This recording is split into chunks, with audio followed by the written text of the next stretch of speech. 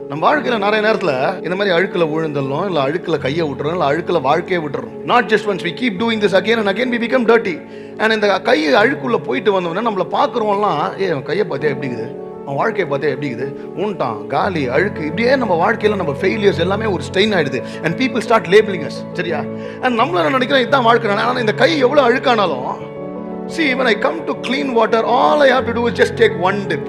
இந்த ஒரு டிப் என்ன பண்ணுது, இந்த நல்ல தண்ணி என் கையை பார்த்து அழுக்கான கையை பார்த்து கையை விடாதெல்லாம் சொல்றதுல, all I have to come to the living water and the clean water and just have one dip. and இதே என்ன லேபிள் பண்ண அழுக்கான வாழ்க்கை அழுக்கான கையை என் ஜீசஸ் இதை சுத்தமாக்குறார். all you need is one dip and he saying every time you get dirty come and dip here and I can make you clean. உனக்கு அடையாளமே இல்லாத மாதிரி உன் வாழ்க்கையை சுத்தமாக்கி God can take you into a new season. God can give you a new beginning. no matter how dirty you become, God can make you clean again. all you need is one dip.